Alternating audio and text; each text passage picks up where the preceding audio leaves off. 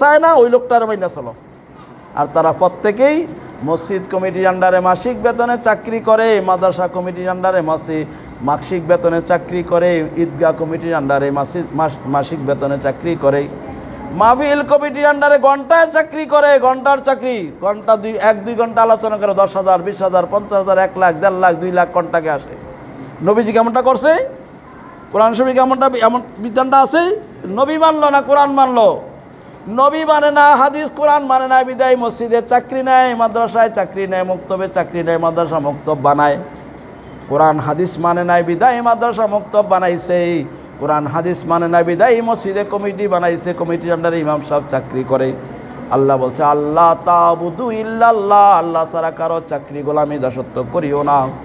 সূরার নাম হামিম সেজদা আয়াত নম্বর 14, সূরার নাম হুদ আয়াত নম্বর 2 এবং 26, সূরার নাম আহকাফ আয়াত নম্বর 13।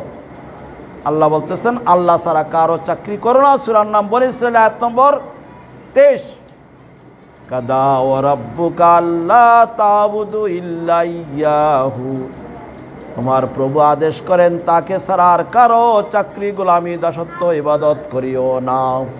নিষেধ করে দিয়েছিল অন্যের চাকরি করা। তারা সকলে আল্লাহর চাকরি বাদ দিয়া মানুষের চাকরি করে। সকল মাদ্রাসাওয়ালারাই তো চাকরি করে। এটা পাইলাম কই? মাদ্রাসা পাইলাম কোথায়? মুক্তব পাইলাম কোথায়? চাকরি পাইলাম কোথায়? মানুষের চাকরি। চাকরি 2 প্রকার হয়, একটা হচ্ছে ইবাদুল্লাহ, একটা হচ্ছে ইবাদুন নাস। মানুষের চাকরি আর আল্লাহর চাকরি।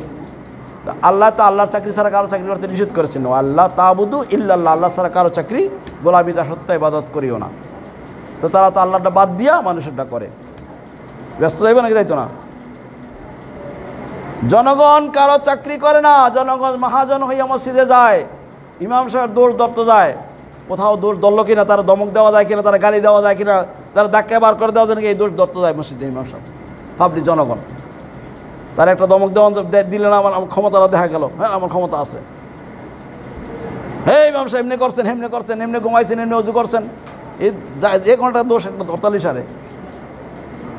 ইমাম সাহেব ভাই আতঙ্ক থেকে সময় দেয়, ইমাম সাহেব যাইয়া সভাপতির পায়ে ধরে মাফ চায়, প্রয়োজনে 5,000 টাকা ঘুষ দিয়া চাকরি খাড়া করে রাখে।